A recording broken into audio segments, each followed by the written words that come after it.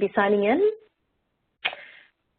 We're going to be starting the meeting at about at 2 o'clock, which is in about a minute or so.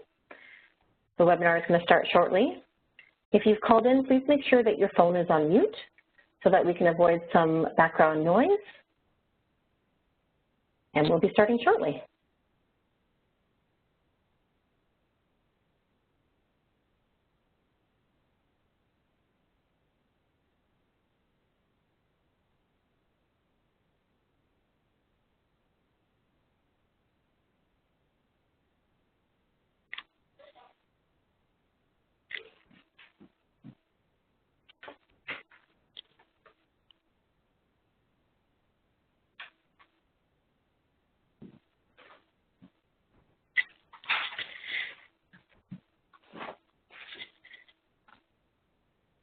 Okay, hi there and welcome everybody. We're about ready to get started on the April, it is April, right? Yes, April, April monthly Provincial IS Network phone call. And we have a fantastic guest with us this afternoon. So thanks for coming today. We know this is all time out of your day, and so we love that we can share all this with you. Anybody who's phoned in, please make sure your call is on mute or your phone is on mute. And please use the chat feature on the right-hand side of your screen. Please make a point that when you do send something, we'd like to see all your questions. So we're at the bottom where it says send to, choose all participants so everybody can see your questions. As well, just on the right-hand side here, you can see Leanne has been so lovely putting this up on our screen for us. Just select all participants from the drop-down in the questions in the chat for questions, and we're going to try and address as many questions as we can. If you have any issues with technologies, please, in that same drop-down, select host, and then you can enter your information from there. Next slide. So as we usually do, we like to make this as interactive as possible, and we want to know who is on the line with us. So please feel free to type in the name and the organization that you represent in the chat box to all participants. So feel free to go ahead and do that now. If you are in a room full of people, we have some instances where a number of people all get together and call in at the same time. Creates an opportunity for fantastic discussion. So if you're in one of those rooms, please throw that in the chat as well and let us know how many people you have in your room. Look at all these awesome people. Okay, fantastic. So I will just introduce myself. I am Mia Kavanaugh.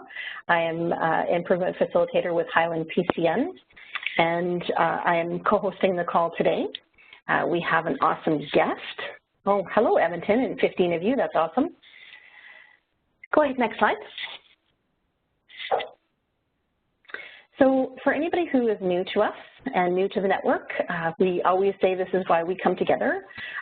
We wanted to develop this network in order to share information about provincial initiatives and strategies and tools that are related to improvement facilitation and quality improvement in primary care. We always make a point to say that, you know, we share things through how we do things in some of our PCNs, and they're not always the same, so everything that we talk about has to be through the lens of your own PCN. But we really want to work together to increase our knowledge base, to share experiences, share successes, you know, empower each other and help make positive changes in the patient's medical home. Next slide. So thank you and welcome back to our monthly phone call. I think we have a lot of loyal followers who come to the call every month, but we always welcome the people who are new and hope to welcome back the people who couldn't make it today. So just a tiny little agenda here. We have Julia Van den Heuvel from Calgary Foothills PCN who will be sharing some of the work that she's doing with her liaisons and panel managers. We just have a quick thing to mention about the member survey and some coming attractions, but Julia is going to be the one who is going to be spending the bulk of the time with us today. Next slide. So Julia Van den Heuvel is the program manager at Calgary Foothills PCN. Calgary Foothills, sorry, I can't talk today either. Calgary Foothills PCN has approximately 94 clinics and about 345 physicians. So it's a big organization. And she's been with them for 8 years now in practice enrichment. She has working with her 8 liaisons and 9 panel managers who are all supporting the work that she's going to present on today. She's also a valued and important voice, a valued member and an important voice in the Calgary Equip team. So welcome, Julia. We're excited to have you and looking forward to your talk today. Thank you so much, Mia, and welcome everyone to the IF Network presentation. Mia, can you hear me okay? Yes, I can hear you fine. Okay, great. So thank you to the IF Planning Committee for asking me to speak today. Some of you who may have attended the Calgary Zone Community of Practice will have seen a similar presentation to this before. I had previously presented on our use of STEP checklist to measure progress in adoption of panel manager and measuring the progress of clinics with panel types of activities. But I actually have some new data to present here today. So it's so new that even my team from Calgary Foothills has not yet seen it. So let's just go over what I had planned to share with you today. And that's just really an overview of what have we done throughout the last 2 fiscal years of an initiative that we call Health Home Measurement, but is really the Schedule B accountability measures that we are required to report to Alberta Health. The thing is that the term Schedule B really doesn't mean anything to physicians, and so we wanted to assign some branding to this initiative that hopefully meant something a little bit more meaningful to our member physicians. So first we'll talk about that overview. What are the results that we've produced and how have they changed over time? How did we use the STEP checklist to measure our progress? And what will we do next? So this is teamwork, and so the results that I'm going to present today are not just the panel managers, not just the liaisons, which is the term that we use for our improvement facilitators. Improvement facilitation is just one part of the liaison role. It also includes physicians and clinic staff, and really none of these measures come to us without a significant amount of teamwork involved. And so no one member of the team is any more or less important than any of the others. There's a quote from Mother Teresa that I think really fits here, because what she says is, I can do things that you cannot, and you can do things that I cannot, but together we can do great things. And I think that really applies when we have physicians who are providing frontline patient care. We have panel managers who are experts in the technical side of the EMRs and setting up the rules, reminders, and triggers. Liaisons as that sort of higher level facilitator, and clinic staff who help execute the work and are an important capacity builder within this initiative. So let's look at what we've done so far. And of course, whenever you develop a new presentation, you always find mistakes despite all of your proofreading in advance. And so this is our 2016-17 and 2017-2018 approach. So for the last 2 fiscal years, this slide really illustrates the areas of priority that we were asking our clinics to consider. And so along the left-hand side there, you can see the various levels that are in the steps to the medical home. And this isn't necessarily the traditional diagram that we see maybe. toward optimized practice, but this is the one that our physicians are used to internally, so it's the one that we've used. And you can see that the primary care indicators that we have toolkits for so far are there in the center. And so our focus at this time is third next available appointment, patient experience, and measuring screening, with panel as the foundation of enabling some of those things.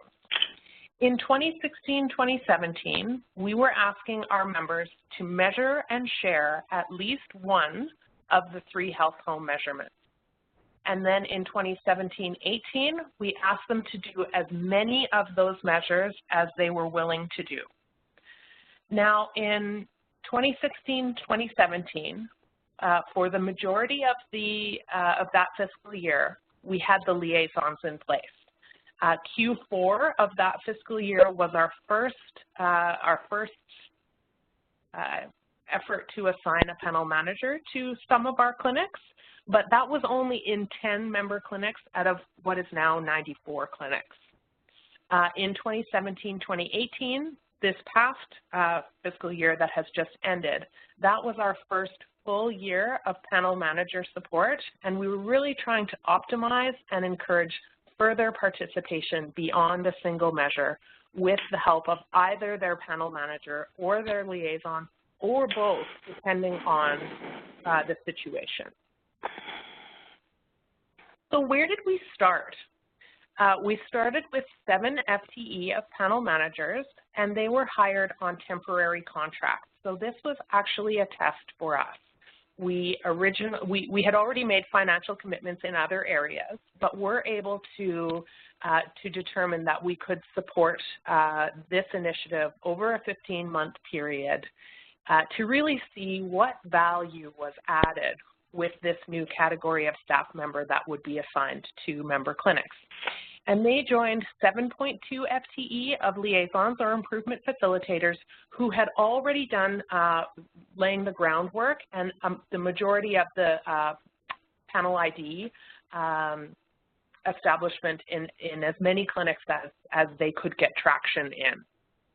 That started in January of 2017.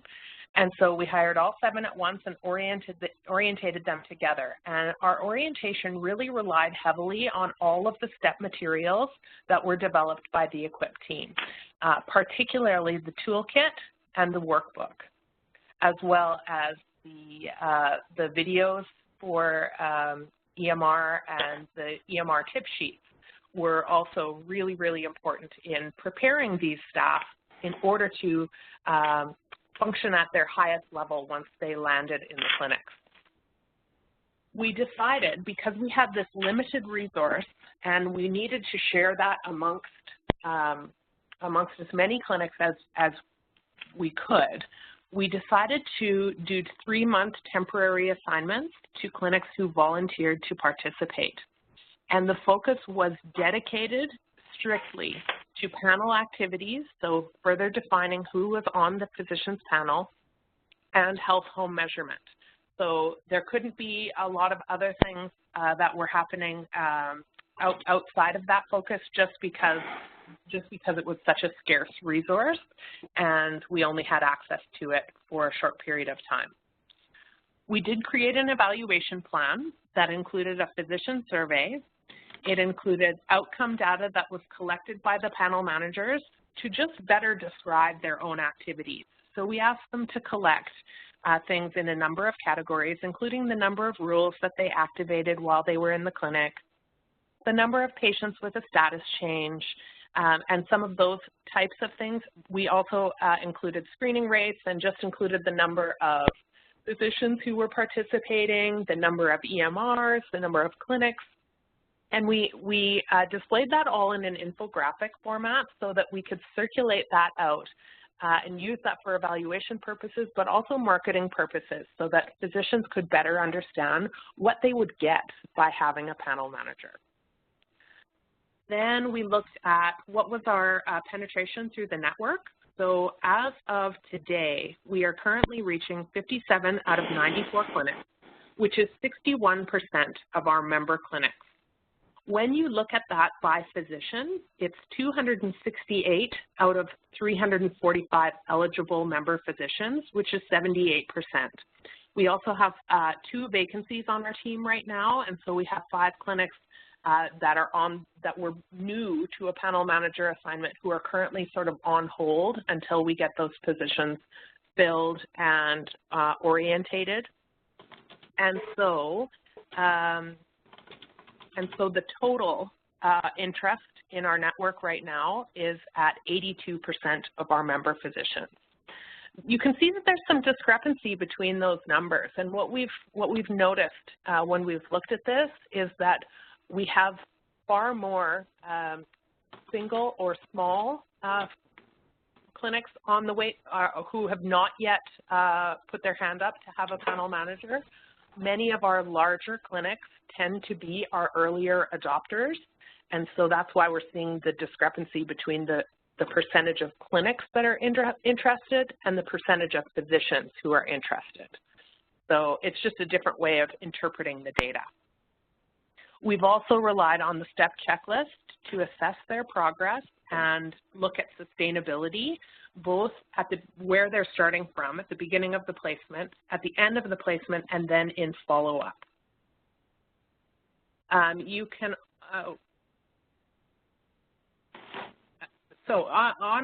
Let's start looking at some of our results. So when we launched the program, Health Home Measurement Overall, we launched it at our AGM, and we did that in September of 2016. So we did also take a look at how many physicians were measuring and sharing some of these results already. ASAP had already started, and so we already had participation there.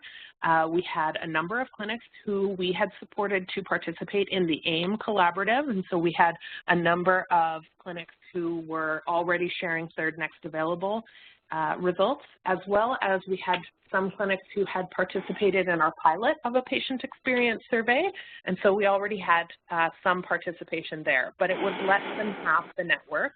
When we're looking at these numbers, just recognize that we're looking at the physician level, not at the clinic level, and we'll look a little bit at both today. At the end of last fiscal year, we had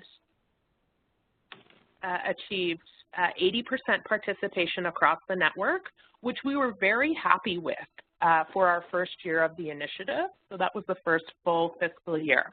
The majority of that work is a credit to the liaisons, and we just had 1 quarter of assignment with the panel managers during that time. As of December of this past fiscal year, we had achieved 72% participation using this same criteria. And that is because oftentimes our clinics leave their sharing until the end of the fiscal year. They're just required, we measure this when it's shared, not necessarily when it's measured. And so, for example, a clinic may have been working on their screening rates and pulling screening rates all the way through the fiscal year, but they just share those results with us at the end of the fiscal year. It isn't actually represented until they share it. We've taken a look at our preliminary results for the entire year, and it looks like our participation is at about 81%, so slightly higher than what it was the year previous.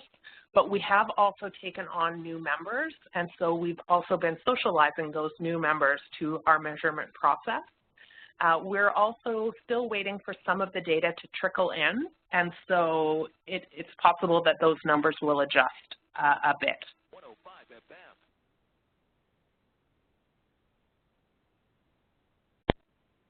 Okay, so let's look a little bit more in detail at who is sharing none, 1, 2, or 3 of the health home measurement metrics, remembering that that's third next available, patient satisfaction, and the screening measures according to ASAP. So when we started the initiative, you can see that we only had the orange bars there on the left-hand side of this slide. And that's because we didn't have panel managers to assign to clinics. The liaisons and the clinics were working together on this. And we had some clinics who were sharing one measure and a very small number of pretty advanced clinics who were sharing 2 or 3 of the measures at that stage. At the end of that fiscal year, we had only had 1 quarter worth of experience in assigning the panel managers, but you can see that if a clinic had a panel manager, they were far more likely to share 2 or 3 of the measures. And that makes sense because we were giving them someone to help them implement that work, help them design that work, and sort of get over that implementation hump that can be one of the challenges in initiating new work.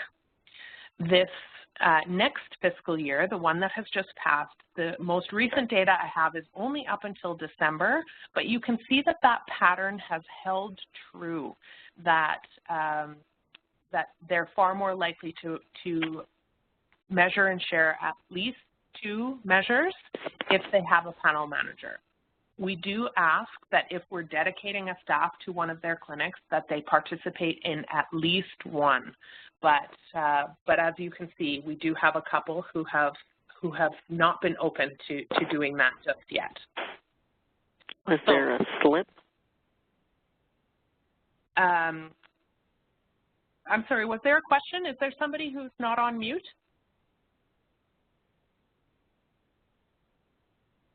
I'll keep going. The orange bars represent an average across all of our full members. And so the panel manager, the clinics that have a panel manager are embedded in that orange bar data, and then the blue bars are simply the ones who have had a panel manager. So how have our results changed over time? These 3 columns illustrate the percentage of our, for the most part, the percentage of our physicians who are participating in each metric in the round circles. The black square is the average across the province for participation for last fiscal year, or sorry, 2 fiscal years ago. Because that data is calculated out of annual reports, there's a significant time delay in receiving that. But what you can see is if you look at the 2 left-hand columns together, in each metric, we were ahead of the average in each category in terms of participation. And for this last fiscal year, we've improved that participation again. The one that's a little bit difficult here is the patient experience measure. So in the left-hand column, that's the number of clinics who participated in patient experience last year, whereas the right-hand circle is the number of physicians who participated in the patient experience survey this past fiscal year. So you can't really compare those 2 numbers. We have to map the physician to the clinic that they're in order to get that clinic level data.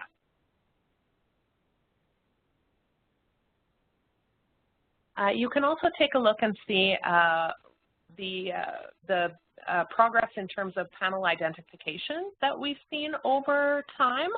And so I think everyone will have seen those top graphs that come from Toward Optimized Practice. And we've just overlaid our CFPCN data there down at the bottom. And so you can see that, again, we're ahead of the averages in terms of adoption of panel over time. However, one of the things that we've noticed now that we've had the panel managers in their clinics for the last 15 months is that some of our preliminary data from for this most recent fiscal year is looking like we have a change where some more may have slid back to actively working on their panel rather than assuming that their panel was what's completely established. And I think that that just reflects the depth of understanding that physicians are gaining when they're looking at this very specific data that the panel managers are able to pull for them. They're recognizing that their panel may not have been as well identified as they thought that it previously was. And also physicians understand a little bit more about the technical pieces within their EMR and how easy it is to reactivate patients who may have been deactivated in the past and aren't as reluctant as they used to be at making those deactivations. Okay, before we move on to the specifics of the STEP checklist, I think it might be a good time to stop and see if there are any questions. Mia, anything that you've pulled out of the chat that you think should have a bit more discussion? No, we haven't seen any questions yet, but we certainly want to encourage everybody to, if we have any questions so far, to please put them in the chat. Our admin person is just going to be setting up a teleconference, or sorry, a lecture mode so that it eliminates any background noise. And so any questions will really need to come through on the chat, so please feel free to ask them. I did actually have one question. But actually, I'm gonna wait actually because there's somebody who has a question here from Shelby. So she says, not super related, but did your PCN have discussions about health home versus medical home? Yes, definitely. You're right. This one is sort of bigger than just quality improvement or Schedule B. We did have some discussion, and I would say that although internally we use health home more consistently in terms of PCN staff and employees, we still have lots of physicians who are using the term medical home, and so we really use those terms interchangeably. Okay, great. So I actually had a question about your slide number 12, if that's okay. Julia, can you go back to that slide? I sure can. I thought you might be able to. All right, so my question was, looking at the differences between the second and third points of data here, year 2016-17 and year 17-18, were you measuring the same, because you said you had, I can't remember how many clinics that you said you had, because you have 94 in total, right? You said you had about 61% participation. So is it those same clinics in year 17 and 18? Are those the exact same, or did you add more clinics and then end up having maybe some other clinics that participated right away? Did that skew your numbers at all? So in the middle graph, 16-17, that would represent 10 clinics in the blue bars. In the blue bars under fiscal year 2017-18 would probably represent closer to 50 clinics. And so you can't necessarily compare the data in the middle graph and the right-hand graph and assume that and compare them directly, because some of the data from the middle graph will have been diluted in some of the right-hand graph. Does that make sense? Yeah, I think so. So it was just interesting to see if that was an apples-to-apples comparison or if it was just maybe entirely new data, right? So it is some of both. It is the existing clinics from the middle graph, and it would be new clinics as well. So some of those clinics might have been participating for 1 quarter. Some of those may have volunteered to participate in the 2nd quarter, and some just would have 1 quarter worth of experience in that right-hand graph. Okay, great. You can also really see by looking at the middle graph that those are our early adopting clinics. So remember that all of the panel manager program is volunteer-based, and so clinics are not obligated to do anything, but they have this opportunity to have some help if they wish. And so we certainly saw that it was those early adopting clinics who put their hand up at the end of 2016-2017. That's great. So Carrie made a comment, actually. She said it was very powerful data to have a good discussion on the value of a panel manager. And so I wonder, Julie, if maybe you can comment on that a little bit. What sort of feedback did you get maybe from your clinics or physicians where they weren't really sure at the beginning, but now they see more value? Like, did you see a lot of that, or was it a bit more of a struggle? Certainly we've experienced some of both.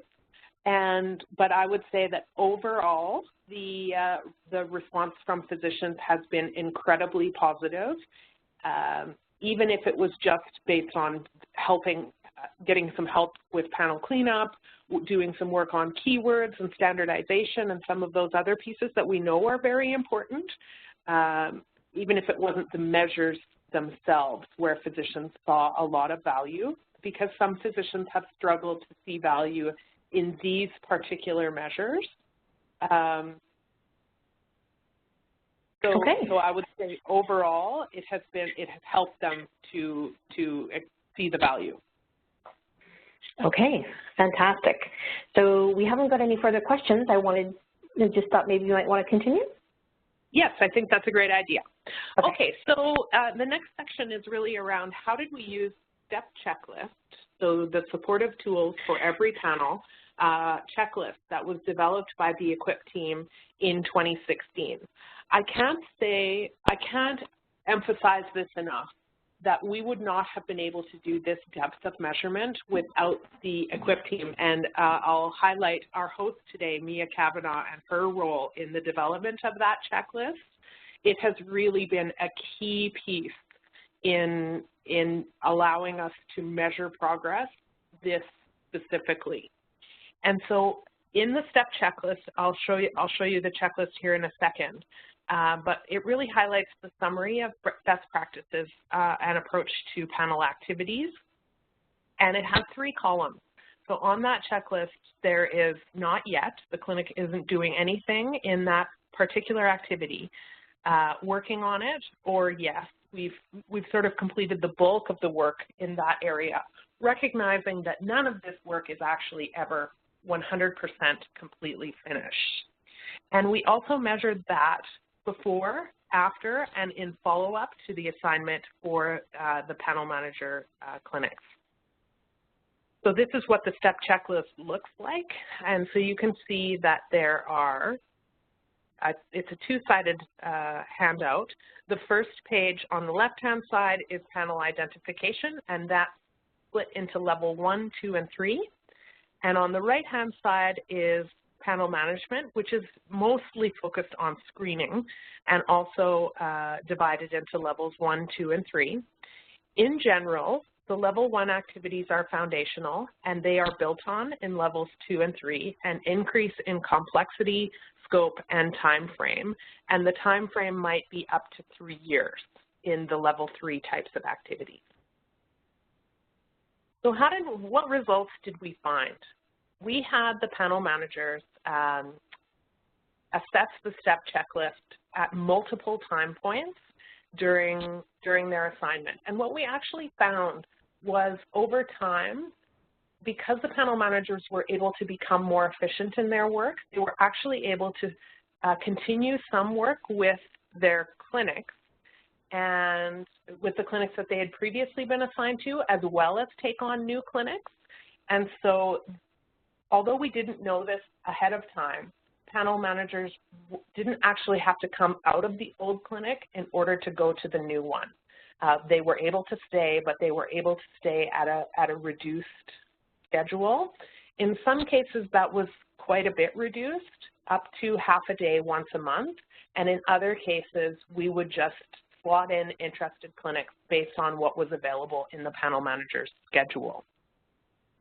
So in this summary, we've separated each level into the first time that the panel manager was assigned to that clinic and the repeats, so subsequent assignments to that clinic.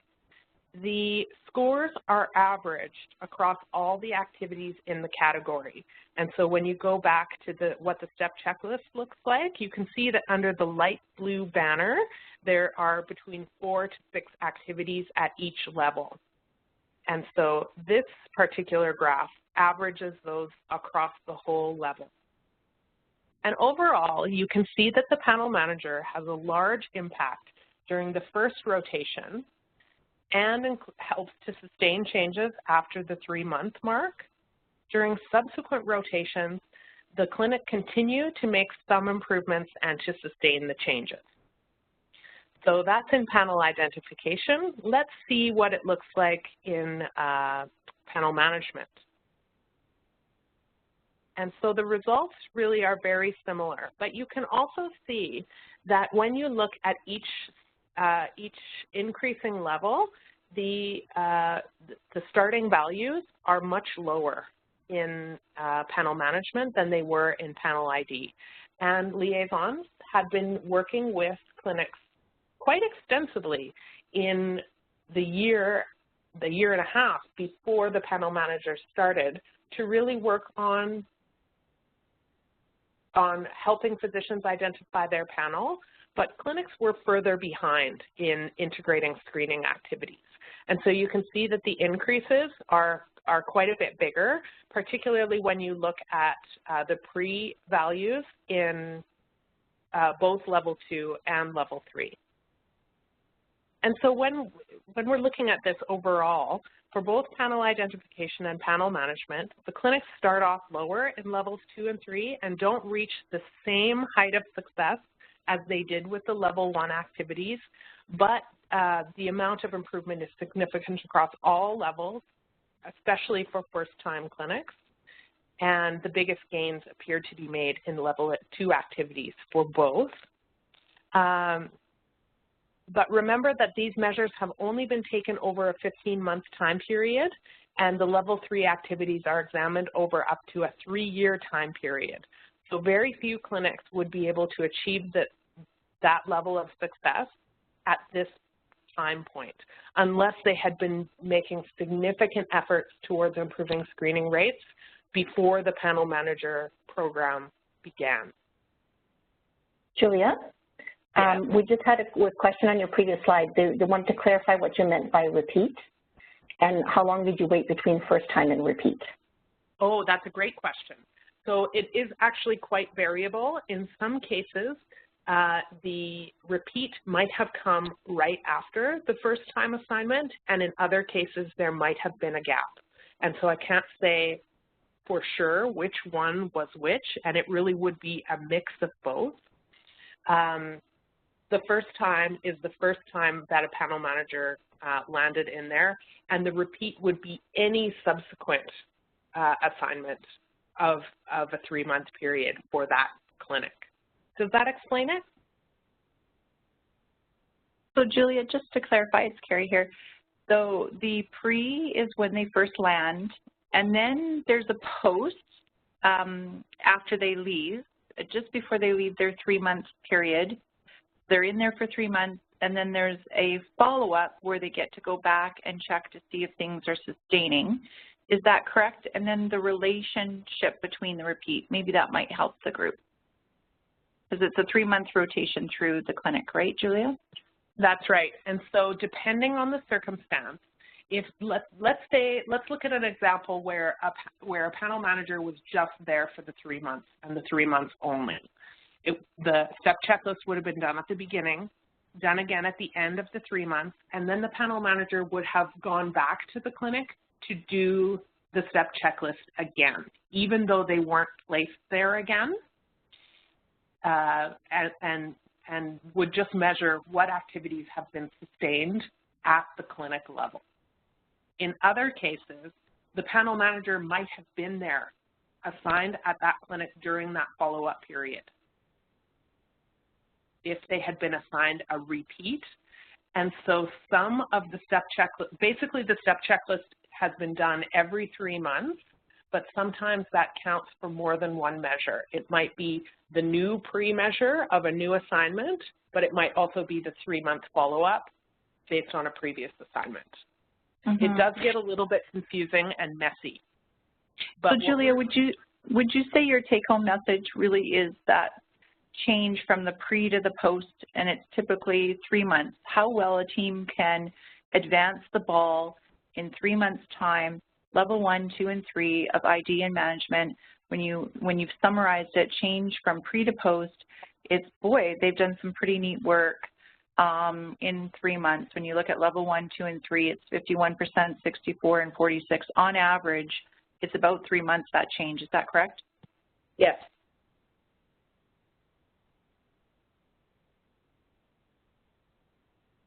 Okay, great. Thanks, Julia. So I'm gonna show you this similar data that's depicted a little bit differently. It's just a little bit more granular and a little bit more visual. So you might start going dotty when you look at this slide, but I'll walk you through it. So this drills down into the first 3 activities of panel identification level 1. So instead of averaging the information across the level, this is the result for each level individually. So you can see the profound difference during the first assignment, which is the round dots. The orange dot is the pre, the green dot is the post, and the blue dot is the follow-up. However, it's worth noting that the panel manager time assignment to a clinic who is in a repeat assignment may also change significantly. In most clinics, the initial assignment is at least 1 day per week, depending on how many physicians work at that location, but it may be as many as 3 to 5 days per week in our largest clinics. In repeat assignments, it may be reduced to 2 to 4 days per month, which frees up panel manager capacity to take on additional first-time clinics. But it also allows them to sustain and continue to improve the progress in the repeat clinic. Note again that there may or may not have been a gap between the initial assignment and the repeat assignment. So when you're looking at this graph, you can then drop down to the diamond-shaped dots, which are the repeat clinics. So you can see that although there is some backsliding, there is also additional progress to be made by having the panel manager continue with some sort of relationship at those clinics. So this is for the very basic panel ID. What happens when we look at some more advanced activities? So this is the progress on panel management level 3. So the last level of step checklist. And so you can see that the initial pre-measures were much lower, but we see the same trend of significant improvement during that first assignment, more results in follow-up, but then additional sort of progress that happens if the panel manager is reassigned to that location. So here's the list of the primary care metrics that we have right now. You can see that the top 4 are the ones that we already have toolkits for, and the bottom 4 there are the ones that we're still waiting for toolkits on. So what are we doing this year? This year we've added one additional opportunity for physicians. We have given them the opportunity to choose a QI initiative that is of their interest.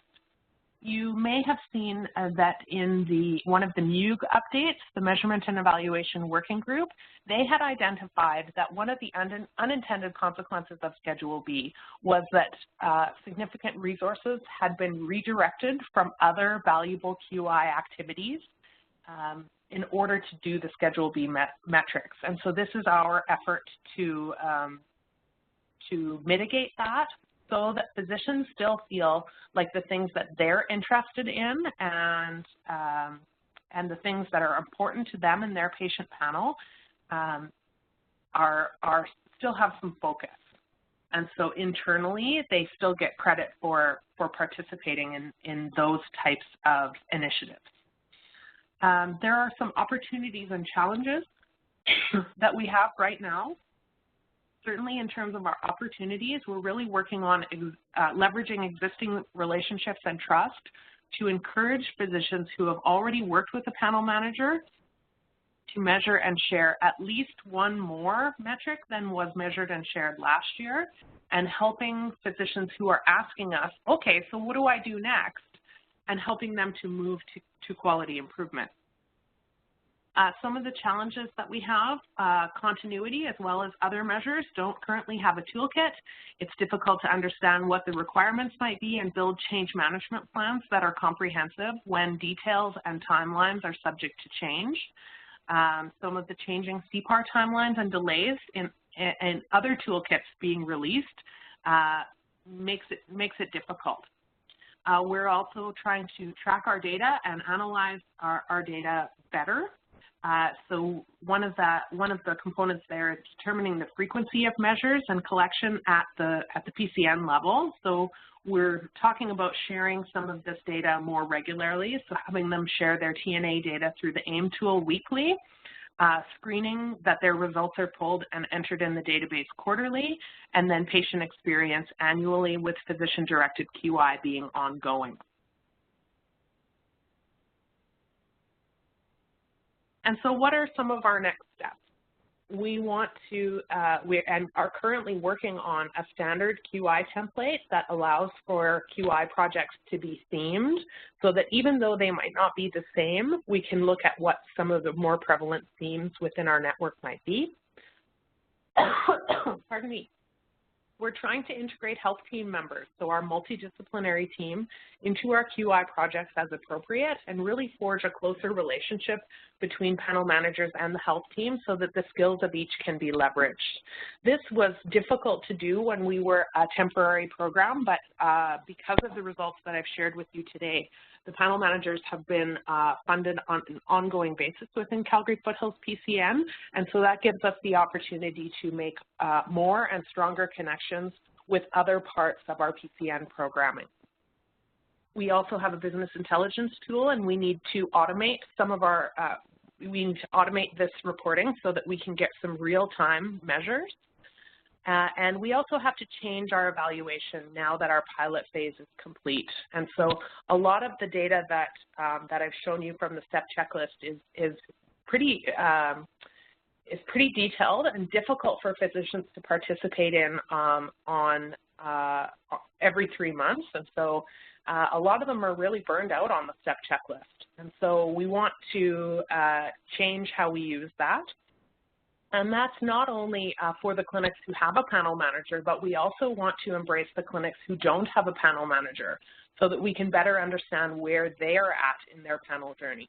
And in some cases, that's because they have their own panel managers that aren't provided by CFPCN and are already doing much of this work. And in other cases, it's because some of this work has not begun at all. And so we'd like to better understand that. And so we'll do sort of blitz of executing the STEP checklist for every clinic in the network and every physician in the network once annually. We also want to do a summary infographic as well as restart the physician survey. We've had some changes into how our surveys are scheduled and done, and so we want to make sure that we integrate some questions about the value of panel managers into that process. And that's it. Okay, thanks, Julia. Sorry, I had to clear my throat. So thank you so much for that fantastic overview of what you and your team are doing. I want to encourage, again, anybody who is on the call to please, we have a moment or two for a question if you have one. We do have one here from Shelby asking, can you comment, Julia, on any QI measures that the physicians have been interested in beyond Schedule B? Sure, I can. So we are just taking our first sort of tentative steps into this part of the process. Although we've supported physicians to do quality improvement in the past, and we've had lots of clinics who have been interested in the AIM collaborative and in doing specific initiatives within their health homes, there's definitely some more structure around this program. And so one of the requirements is that it has to include some measurement. No matter what the topic is, there has to be measures, and that has oftentimes been a struggle for some of our physicians and clinics in the past. And it also can't sort of double dip from other areas where there's a health home measurement. So for example, if they want to do a QI project on blood pressure, well really that's part of the ASAP screening and is captured elsewhere. So it needs to be focused on something else. So as an example, they may have started with ASAP screening and improving their screening for the general population, but if they wanted to focus on blood pressure measurement for their hypertensive population, we could definitely do a QI project that's focused around that. We've had interest in a variety of categories, some that have come out of HQCA panel report data that the physicians receive, others that have been more closely related to choosing wisely. One that has been, there's been some enthusiasm about is deprescribing of PPIs.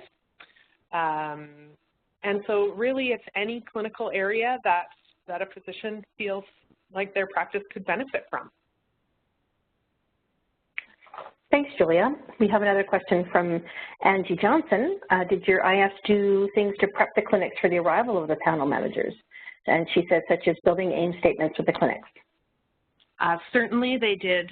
They did do a lot of groundwork to prepare that. I wouldn't say that it was to the level of detail of developing an aim statement. It was really just sort of cultivating the ground so that it was soft enough to plant some seeds. We also do a kickoff meeting for new clinics who are getting a panel manager where we talk about roles and responsibilities and expectations. There is a service agreement that they sign, but certainly 9 times out of 10, when there's new openness to get a panel manager assigned to a clinic, that has come as a result of the liaison's conversation with that clinic. Great. Thanks, Julia. And Siobhan says, could you clarify the amount of time that the panel manager spent in each clinic? It's completely different depending on each location. We have everything from single doc clinics to clinics with more than 20 physicians, and we do try to assign accordingly. Certainly in our very first round of assignment, we had 10 clinics and 7 panel managers, and so as we were learning, we definitely gave more time to allow that learning to happen. I would say for a new clinic who's joining the program now, they tend not to be our biggest clinics and not to be our smallest clinics, often between 5 and 10 physicians. And so also depending on availability, they might get 1 to 2 full days of the week in their first round. In subsequent rounds, it tends to be more like 2 to 4 days per month. Great. And Charlotte has one last question here. Would you like to, or would you be willing to share your orientation meeting information? So certainly most of that is already publicly available.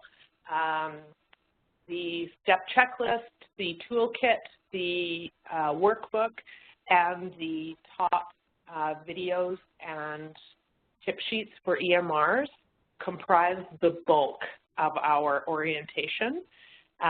The rest of it tends to be more Calgary Foothills PCN specific types of approach guidance. Okay, great. And she wanted you to clarify more so around in the nature of the agreements for data.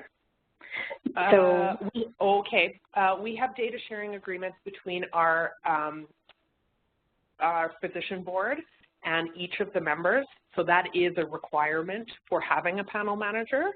First, certainly I would be happy to share the service agreement if that was helpful. So I think maybe it's worth mentioning that I sort of get the sense that some PCNs have a service agreement and data sharing agreement all in one. and I've seen some PCNs who have 2 separate agreements. Is yours all in one, Julia? No, ours is 2 separate agreements. The data sharing agreement happens between the physician and the physician court board, whereas the service agreement is really more operational in nature. Okay. Great. Well, we've only got about 7 minutes left, and so if there's any other pressing questions, please put them in the chat. If we have a moment, we'll try to answer them. I would like to just go through a couple of slides before we finish up for the day. So first of all, thanks to all of those IFs who completed the March 5th survey. Thank you so much. We wanted to hear your voices. The information provided will be used to shape the network starting in September. We heard tons of great ideas, and we're still open to suggestions, so please feel free to put those on the Collaborate website. Next slide. Great. Coming attractions. So we had a request from HQCA, and they have hired a third-party consulting independent evaluators. And their name is SWM Consulting Services. And they're hoping to get feedback from people who are using the HQCA reports, and they particularly wanted to engage some of the IFs in the province who are using them with their clinics. And they're looking for some volunteers just to participate in some surveys.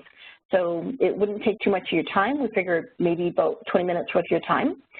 They were looking for 8 to 10 volunteers to sort of sign up for the process.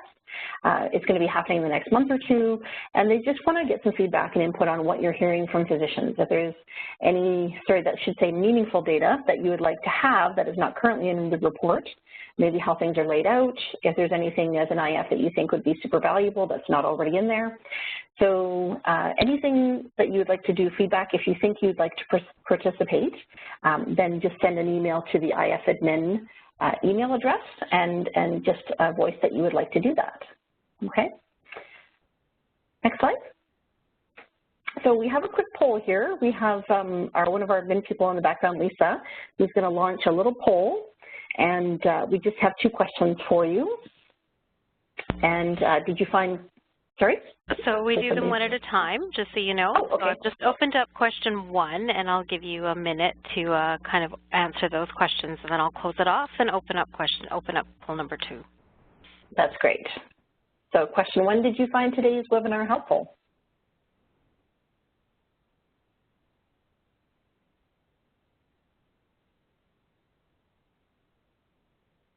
You're just going to give them a minute. Yeah, I'm watching it. Yeah.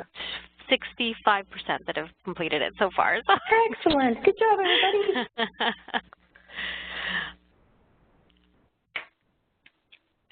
everybody. We're getting there. I guess everybody's found it, which is a good thing because we're at 81%.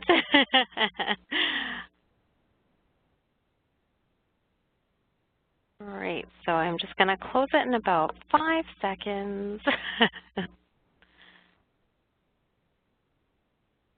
Okay, so that one's closed, and I'll open up the second one, which is just short answer, so we'll leave that open a bit longer. Okay, so if we can, why don't we just, we'll go to the next slide while people maybe put in their answers. Sure. That'd be fantastic. So what your next steps might be, or some ideas that maybe were generated in your own mind about how you might proceed yourself based on Julia's talk. So I just wanted to let you know that May 7th is our next chat, our next monthly call, and we're going to be talking about doing a deeper dive into third next available measures, or access as it would be in the pillars of the medical home, and that'll be May 7th at 2 p.m. Next slide.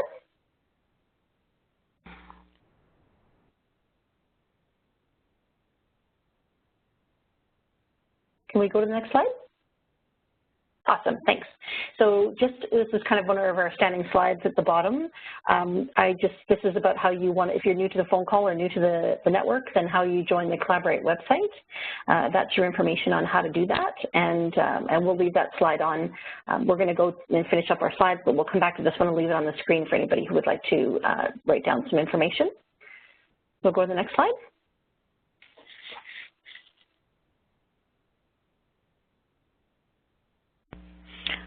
I think that's the last slide I've got. Oh, I thought there was still one more. Okay. So usually that has our, the last slide at the bottom usually has our information, like our email address. So if you have any questions, you want to get a hold of the IF admin email address, that's where we can, the co-design team can sort of help address some of your questions. We also want to hear if you have any great ideas for upcoming topics. So please email us and let us know. We want to try to target our talks to the things that we're hearing from you, things that you really want to learn about or be more informed about. So I think what I would really like to do is just say thank you so much for Julia for joining us today and presenting on her topic. She does a ton of work over there and is very well respected as far as I've heard and been told. And she does some fantastic work over there. So thank you so much, Julia, for joining us today. And I wanted to thank everybody else as well for joining us on the call. We appreciate everyone. And we love hearing from you, so please send us emails about any of your input or feedback, and I hope you have a fantastic afternoon. Thanks so much. Bye-bye.